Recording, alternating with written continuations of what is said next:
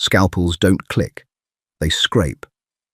That was the sound echoing in Trauma Bay 4 before Dr. Riley Hayes was told to get out.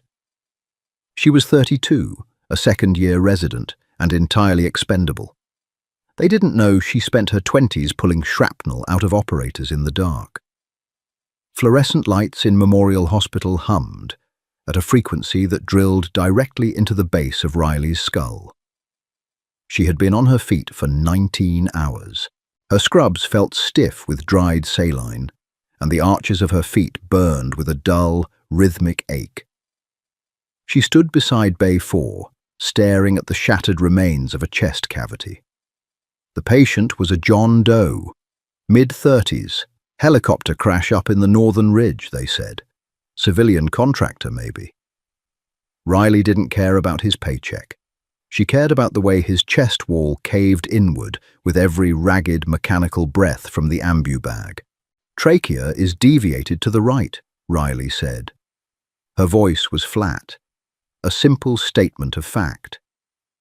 She didn't yell over the chaotic din of the trauma room. She didn't have to.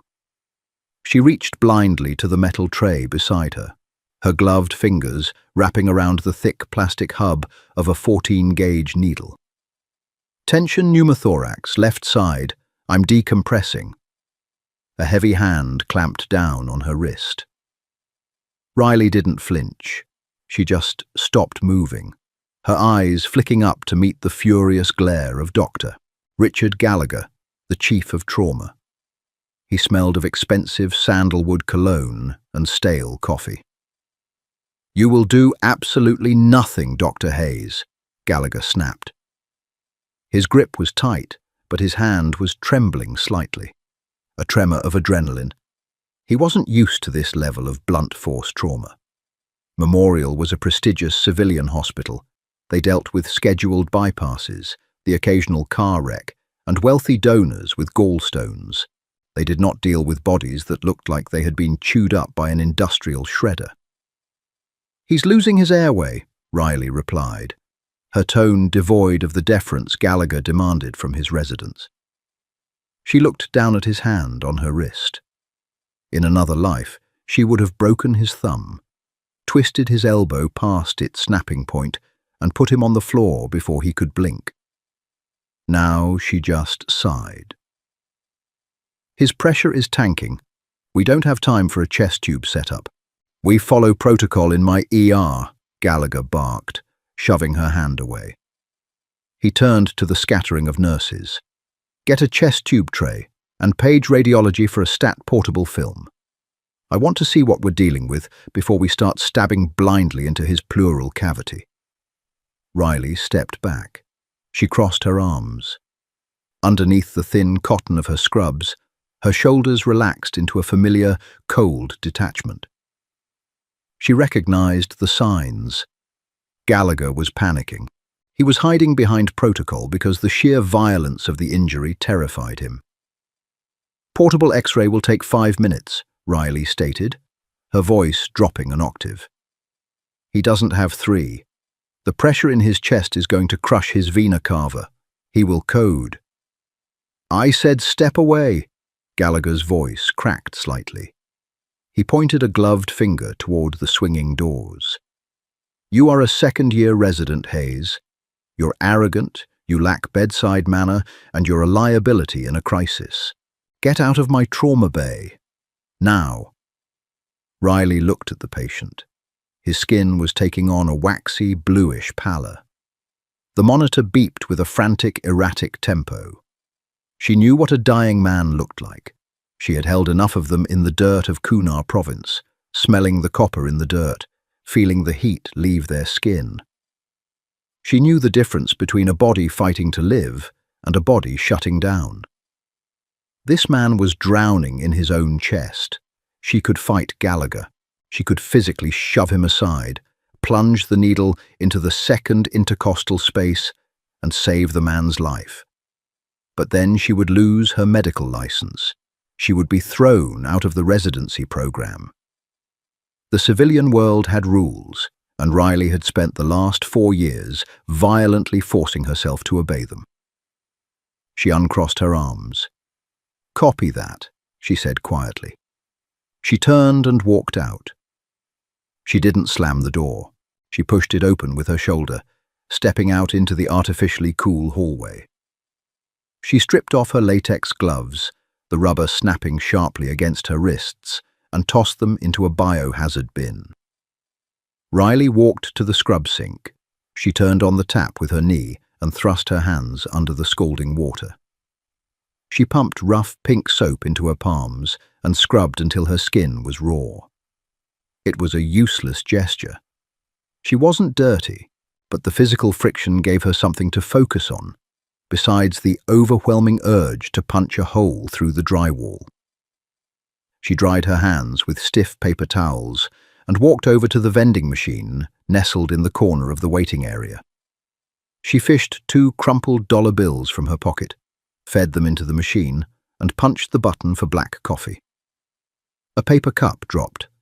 Brown, tepid liquid sputtered into it. It smelled like burnt plastic. Riley took a sip, her expression unchanging, and turned to look back through the wide glass windows of Trauma Bay 4. It was exactly as she predicted, a pantomime of desperate incompetence. Gallagher was shouting now. The nurses were scrambling. The portable X-ray machine was jammed in the doorway, tangled in a mess of IV lines. The heart monitor, visible over Gallagher's shoulder, was no longer beeping frantically. The rhythm was slowing down. Wide, ugly complexes on the screen. Bradycardia. The heart was suffocating. Dr. Colin Pierce, another senior attending, had rushed in to help. He looked just as pale as the patient. They were fumbling with a scalpel, trying to prep for a formal chest tube while the patient actively died in front of them. Riley took another sip of her awful coffee. She felt a profound, exhausting emptiness. She had sacrificed her 20s to a war most people in this building pretended didn't exist. She had traded a plate carrier and a rifle for a white coat and a stethoscope, believing she could do more good putting people back together than taking them apart. But the bureaucracy of medicine was just as lethal as a bullet. It just killed you slower. She watched the monitor flatline. A long, continuous tone bled through the glass. Gallagher froze. Pierce dropped a clamp. It clattered against the metal tray. Riley closed her eyes, resting the back of her head against the cool plaster wall. Time of death, she thought. Right about now. Heavy footsteps shattered the low hum of the hospital corridor. Riley opened her eyes. She didn't turn her head immediately. She simply listened. It wasn't the squeak of rubber clogs or the soft patter of running sneakers. It was the solid, rhythmic thud of leather and thick rubber soles. Combat boots, moving with deliberate, synchronized purpose. She turned her head. 3 men were walking down the corridor, flanked by the hospital's nervous chief administrator, who was practically jogging to keep up. 2 of the men wore standard tactical gear, unmarked, matte black, sidearms secured in drop-leg holsters. They scanned the hallway with the practiced, flat-eyed gaze of men who viewed every open door as a fatal funnel. But it was the man in the center who demanded the air in the room. He wore a crisp Class A uniform. 3 silver stars gleamed on his shoulders. His hair was cropped close to the scalp, iron gray, matching the hard lines carved into his face. He didn't walk, he advanced. General David Garrison. Riley's posture changed. It wasn't a conscious decision. Her spine straightened, her chin dropped a fraction of an inch, and her shoulders squared. The exhaustion didn't vanish, but it was abruptly shelved, locked away behind years of conditioned discipline. Garrison didn't look at the administrator, who was babbling about protocols and restricted areas. He walked straight toward the glass wall of Trauma Bay 4. He stopped a few feet from the window, his hands clasped behind his back. He stared through the glass at the chaos inside. Gallagher had jumped onto a step stool and was doing frantic, ineffective chest compressions. Pierce was trying to jam a breathing tube down the patient's throat, but there was too much blood. It was a slaughterhouse. Garrison's jaw tightened. A muscle twitched just below his ear. "General," the administrator stammered, wringing his soft hands. "I assure you Dr. Gallagher is our finest trauma surgeon. They are doing everything medically possible." "Shut up," Garrison said. He didn't raise his voice. He didn't have to. The words carried the weight of a physical blow. The administrator snapped his mouth shut. Garrison turned his head slowly. His pale blue eyes swept over the hallway, moving past the vending machine until they locked onto Riley. She stood perfectly still, holding her paper cup. For a long second, neither of them moved. The sterile hallway faded. The buzzing lights disappeared. For a fraction of a heartbeat, Riley wasn't a sleep-deprived resident in cheap scrubs. She was Lieutenant Hayes. She smelled the sharp tang of cordite, the diesel fuel of a Black Hawk, the dust of a night exfil. Garrison didn't smile. He didn't nod. He just stepped away from the glass and walked toward the double doors of the trauma bay. "Open it," he ordered one of his men. The operative shoved the swinging doors open and held them. Garrison walked into the room. The blaring flatline alarm was deafening inside. Gallagher, red-faced and sweating profusely, looked up from his compressions. "What the hell is this? This is a sterile environment. Get out!" Garrison walked to the foot of the bed. He looked down at the ruined body of the patient. Then he looked at Gallagher. "Step away from my man, doctor." "Are you insane?" Gallagher spat, pressing his weight into the dead man's chest. "I am trying to save his life. Security. We need security in here."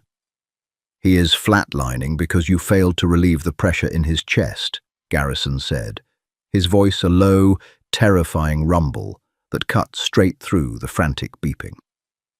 "You are compressing a heart that has no room to expand. You are killing him faster." Gallagher stopped, his hands hovering over the bloody chest.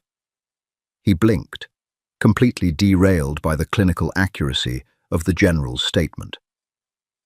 We need an X-ray to confirm." "You need a medic who knows how to work under fire," Garrison interrupted. He turned his back on Gallagher, an ultimate gesture of dismissal, and looked through the open doors at the hallway. He pointed a single, scarred finger directly at Riley. "Hayes." Riley set her coffee cup down on top of the biohazard bin. She stepped through the doors, moving smoothly, the exhaustion entirely gone from her limbs. "Sir," she said, her voice clipped, professional. Gallagher stared at her, then at the general. "You know this resident? General, she is inexperienced. She is reckless." "She," Garrison said, his voice dropping to a deadly quiet, "was the lead medical operator for SEAL Team 6. She has pulled my men out of ambushes you couldn't survive in a video game. She has operated in the back of burning helicopters and in the mud of a hostile compound." Gallagher's mouth opened, but no sound came out. Pierce dropped his hands from the patient's airway, suddenly looking very small. Garrison turned his gaze back to Riley. "Lieutenant, is my man dead?" Riley walked up to the side of the bed. She didn't look at Gallagher. She looked at the monitor, then at the patient's neck veins, which were bulging against the skin. "Not yet," Riley said. Garrison took one step back, clearing the space around the table. He didn't look at the chief of surgery. He looked at the young woman in the wrinkled scrubs. "She's in charge now," Garrison announced to the room. "Anyone who gets in her way answers to me." She swiped the iodine-soaked sponge across the pale, waxy skin of the patient's right side, leaving a harsh yellow smear. The flatline tone continued to drill into her ears, a solid wall of sound that usually signaled the end. To Riley, it was just a metronome. It meant she had roughly 45 seconds before the brain started suffocating. "Scalpel," she said. Her voice didn't shake. It lacked the frantic edge that had consumed the room just moments before. A nurse, a veteran named Jenkins, who had worked in the ER for 20 years, slapped a number 10 blade into Riley's outstretched palm. Jenkins didn't look at Gallagher. She looked at the general standing by the door, then fixed her eyes firmly on Riley.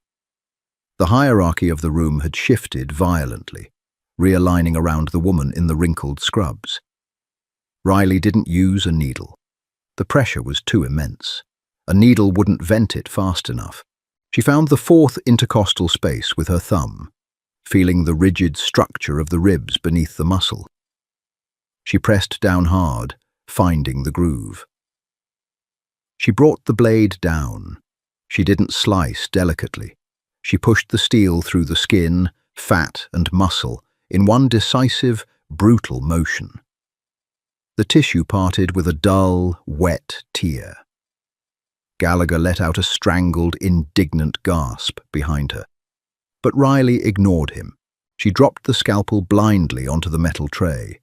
It landed with a sharp clatter and grabbed a heavy pair of curved Kelly clamps. "Tube, 36 French," Riley ordered. She shoved the closed metal tips of the clamp directly into the incision she had just made. She met resistance. The intercostal muscles were thick, gripping the metal.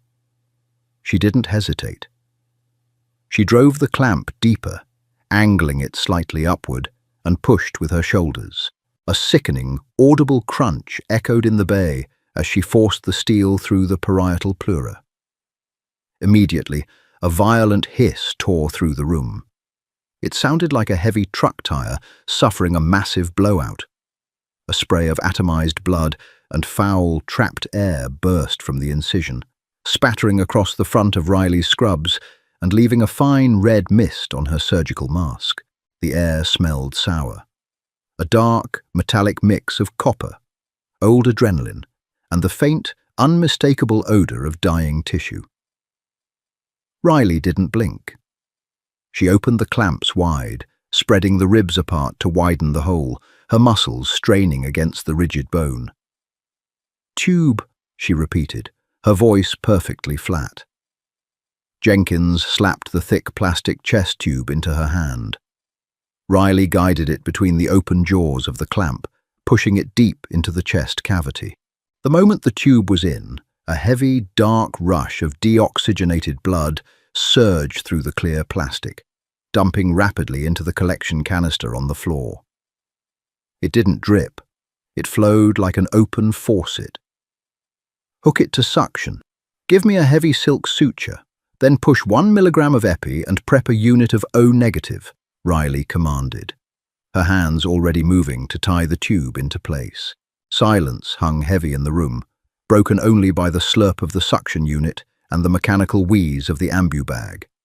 Pierce was still numbly squeezing. Then the monitor chirped. It was a weak, distorted sound. A single beep. Then another, 5 seconds later. Riley glanced up at the screen.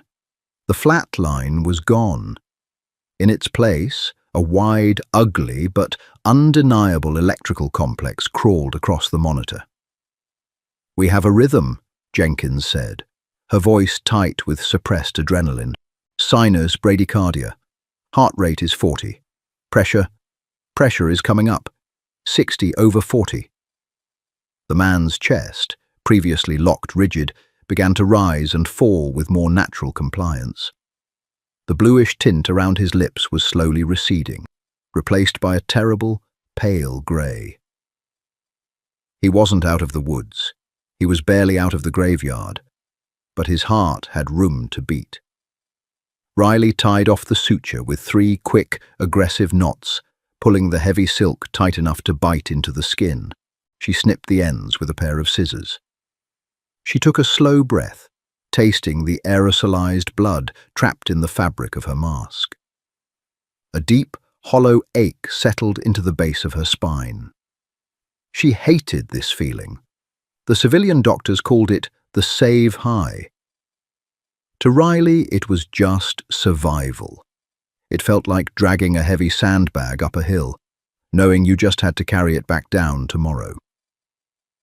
She turned around. Gallagher was standing near the scrub sink. His face was a patchwork of red and white.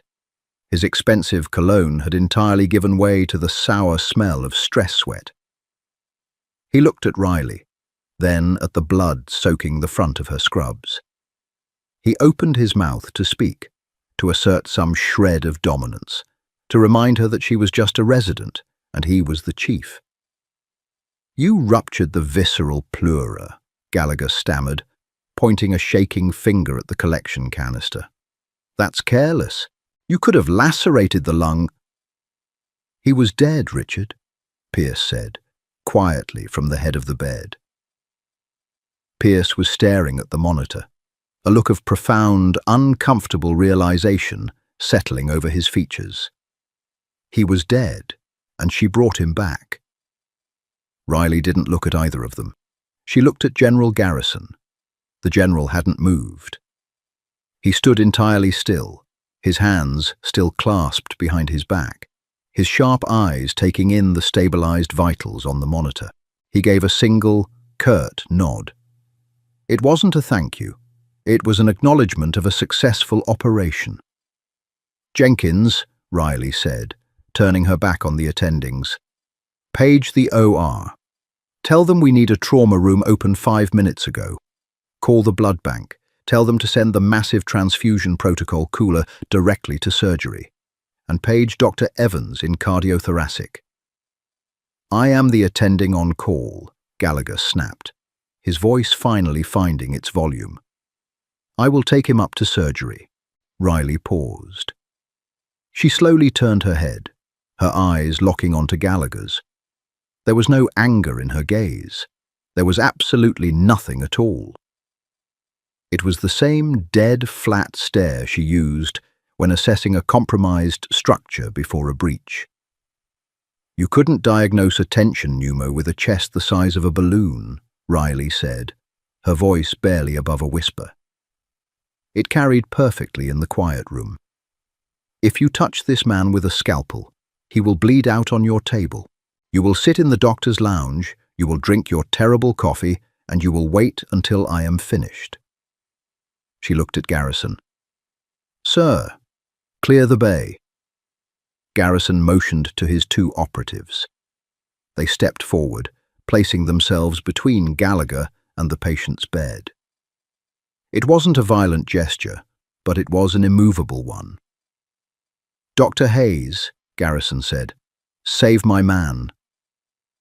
The operating room was freezing. Riley preferred it that way. The cold kept the exhaustion at bay, freezing the lactic acid in her muscles and forcing her brain to operate on sheer, clinical calculation. She stood at the side of the operating table, her hands buried inside the man's chest cavity. Dr. Evans, the cardiothoracic surgeon, stood across from her. Evans was an older, quiet man who didn't care about hospital politics. He only cared about plumbing. And right now, the patient's plumbing was a disaster. The smell of bovie smoke, the acrid, sickening stench of burning flesh, hung heavy in the air as Evans cauterized a bleeder near the right atrium. "You did a butcher's job in the ER, Hayes," Evans muttered, his eyes magnified behind his surgical loupes. "He was crashing," Riley replied, her fingers gently retracting the lung tissue. Her knuckles were cramped. She had been standing in the exact same position for 3 hours. "I know," Evans said softly. It was exactly what he needed. A clean cut would have been too late. He glanced up at her. "You move like you've done this in the dark." Riley didn't answer. She just adjusted the retractor. She didn't want to talk about the dark. She didn't want to talk about the dust, or the screaming, or the desperate, chaotic math of triaging 5 bleeding men with only 2 hands. She had come to Memorial Hospital to fix grandmother's hernias and remove inflamed appendixes. She had wanted boring. She had craved mundane. 4 hours later, the chest was closed. The bleeding was stopped. The John Doe was bundled into the surgical ICU, heavily sedated, intubated, and alive. Riley stripped off her bloody gown in the scrub room. She ripped the paper mask from her face, leaving a deep red indent across the bridge of her nose. Her shoulders slumped. The adrenaline, which had been artificially propping her up for the last 5 hours, evaporated entirely. What was left was a deep, hollow exhaustion. Her eyes burned. Her hands, which had been rock steady inside a man's chest, now carried a faint, rhythmic tremor. She pushed through the swinging doors of the surgical suite and walked down the quiet, dimly lit hallway toward the locker room. Garrison was waiting for her. He was standing by the bank of elevators, looking out the large window at the city skyline. It was nearly 4 a.m. The city was a grid of cold, blinking lights. Riley stopped a few feet away. She didn't stand at attention. She just crossed her arms, leaning her weight against the cool plaster wall. "He'll live," Riley said. Her voice was hoarse. Garrison turned around. He looked at her, his eyes taking in the dried blood on her shoes, the dark circles under her eyes, the rigid tension in her jaw. "His name is Miller," Garrison said quietly. "He has a wife, 2 daughters in elementary school. He was pulling intelligence from a compromised server farm in the Ridge. The chopper took fire on the exfil." Riley closed her eyes. "I didn't ask, General. I don't want to know." "You don't get to stop being who you are, Hayes," Garrison said, his voice dropping, losing some of the sharp command it carried in the ER. It was almost conversational, almost sad. "You put on the pajamas, you play the civilian game, but the instinct doesn't wash off." "I left," Riley said. She opened her eyes, staring hard at the silver stars on his shoulders. "I did my time. I patched your guys up. I buried the ones I couldn't. I am a resident now. I answer to a pager, not a radio." Garrison took a step closer. The smell of his uniform, starch, boot polish, and cold air made Riley's stomach tighten. "That surgeon down there," Garrison said, referencing Gallagher. "He knows medicine, he knows textbooks, but he doesn't know death. He respects the protocol more than the life in front of him. You know the difference. That's why you're a weapon, Riley, whether you hold a rifle or a scalpel." "I don't want to be a weapon," Riley whispered. It was the most honest thing she had said in 2 years. The confession tasted like ash in her mouth. Garrison stared at her for a long time. The hard lines of his face didn't soften, but something in his eyes shifted. A quiet, heavy understanding. "I know," he said. He reached into his breast pocket and pulled out a heavy, matte black challenge coin. He walked over and placed it on the small table next to her. It made a dull, metallic clink. "But some of us don't get the luxury of choosing what we are. Good work today, Doctor." Garrison turned and walked down the hallway, his boots thudding against the linoleum. Riley didn't watch him go. She looked down at the coin. She didn't touch it. She pushed off the wall and walked into the locker room. She stripped off her scrubs, throwing them into the laundry bin with unnecessary force. She changed into her street clothes, jeans, a faded grey hoodie, heavy boots. She grabbed her keys and walked out of the hospital. The cold pre-dawn air hit her face like a wet towel. The parking lot was empty, bathed in the sickly orange glow of sodium lights. Her sneakers crunched against the loose gravel. She didn't feel victorious. She didn't feel like a hero who had just put a corrupt boss in his place. She just felt like a mechanic who had fixed a broken engine, knowing full well it was just going to be driven back into the war zone. Riley got into her beat-up sedan. She put the key in the ignition, turned it, and listened to the engine sputter to life. She rested her forehead against the cold steering wheel for a long moment, listening to her own breathing. Then she put the car in drive and pulled out of the lot, disappearing into the dark. There it is. No fairy tale ending, just the raw reality of someone who can't escape her calling. Riley stepped up when the system failed, proving that real experience beats arrogance every single time. Did General Garrison make the right call stepping in? Let me know your thoughts in the comments below.